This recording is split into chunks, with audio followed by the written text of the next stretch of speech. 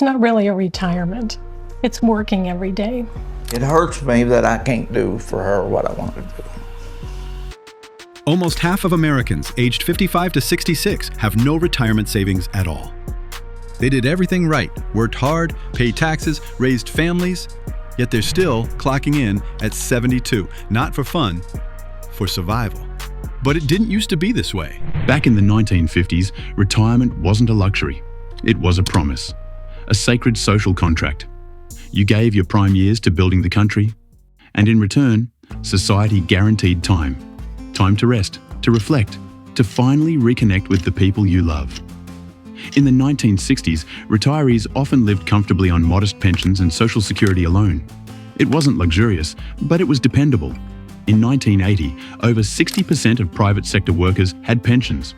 Today, just 15%. During the post-war boom, pensions weren't perks. They were foundational.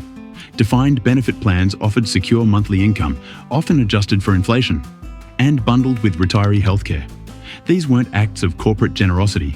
They were codified in union contracts, reinforced by labour strength. If you worked 30 years at a steel mill, utility company, or government office, you could count on retiring with peace of mind. That began to unravel with the 1978 Revenue Act. It created Section 401k, initially a tool for highly paid executives to defer taxes. It quietly evolved into something else. By the mid-1980s, corporations saw its potential, not for workers, but for their bottom lines. Unlike pensions, 401ks had no future liability. Employers could freeze obligations, reduce costs, and hand over the reins to employees. This pivot was branded as empowerment. Take control of your financial future. But it wasn't control. It was abandonment.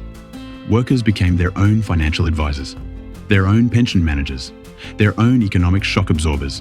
Meanwhile, CEOs increased their pay by slashing benefits and boosting stock prices. In 2017, General Electric froze pensions for 20,000 employees to save $8 billion. Then paid its CEO over $21 million. Sears, once an American staple, raided its pension fund to buy back shares, then filed for bankruptcy. Delta Airlines dumped its pension obligations during a 2005 restructuring. These stories aren't the exception. They're the playbook. 401ks make money for Wall Street, even when you lose. Retirement has become a $39 trillion opportunity for asset managers.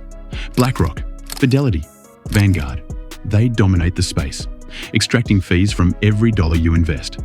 A 1% annual fee might seem small, but on a $500,000 account over 30 years, it can cost you more than $150,000.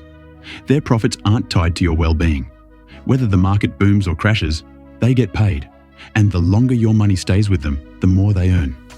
That's why retirement advice often sounds like, work longer, contribute more, don't touch your money.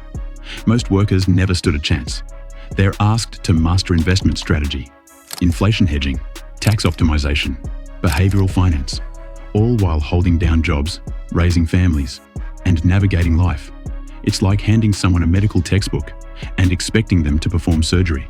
Financial literacy has become a shield for institutional failure. Budgeting apps replaced labor protections. Index fund tutorials replaced collective bargaining. The burden was individualized, and the risk, socialized, borne by millions of people who were never trained, never protected, and never told the full story. Corporate lobbying and deregulation dismantled retirement security. This wasn't drift, it was deliberate design. Starting in the 1980s, anti-union legislation, Reaganomics, deregulation campaigns, they gutted Labor's power. The Taft-Hartley Act weakened union organizing, and ERISA, meant to protect pensions, was neutered through years of amendment and non-enforcement. The ideological fuel came from libertarian think tanks and corporate-funded policy groups like ALEC and the Heritage Foundation. They pushed a narrative. Public pensions were wasteful, unions were corrupt, and only the free market could be trusted. Retirement security was reframed, not as a collective good, but as a personal responsibility. Today, the average monthly Social Security benefit is just $1,907. Try living on that in a city where rent alone exceeds $2,000. Medicare doesn't cover vision, dental, or long-term care, and inflation steadily chips away at every dollar. For millions, that $1,907, it's all there is. Their 401ks either never recovered from 2008, were emptied for medical bills, or don't exist at all. Now in their 70s, they deliver DoorDash, greet at Walmart, clean buildings after hours, not for pleasure, for survival. The emotional toll is staggering. Older Americans feel betrayed. They carry a deep and growing shame, not just of poverty, but of powerlessness. They expected rest and earned only uncertainty. Grandparents who once dreamed of supporting grandkids now ask for help paying utility bills. Wisdom, once their currency, has been replaced by scarcity. 70% of Gen Z expect to work past age 70. For younger generations, the warning signs are flashing in neon. Millennials and Gen Z came of age during economic upheaval, stagnant wages, unaffordable homes, record-breaking student debt. Many now work as freelancers, gig workers, or independent contractors, meaning no employer contributions, no health benefits, no safety net. Half of millennials have less than $10,000 saved for retirement. 1/3 of Gen Z thinks retirement is impossible. For them, retirement isn't delayed, it's deleted. They aren't lazy, they're exhausted. Exhausted by systems that demand more and deliver less. Every economic downturn resets their progress. Every policy failure compounds their burden. They're expected to do what their parents did, but without pensions, without housing equity, without affordable healthcare. Even those who followed every rule are falling behind. Saved diligently, invested wisely, avoided debt, and yet it's not enough. Because this system wasn't built for security, it was built for speculation. And those closest to the center of capital benefit most. The Netherlands has a 95% retirement adequacy rate. It's not a fantasy. It's what happens when retirement is treated as infrastructure. The Dutch combine public pensions with mandatory employer contributions into large national funds. Sweden adjusts benefits for life expectancy and economic performance. Australia mandates 11% of wages into regulated superannuation funds. Japan builds communal housing and state-supported elder care co-ops. In these systems, people retire and they rest. Scrapping the Social Security tax cap could generate $2.5 trillion over the next decade.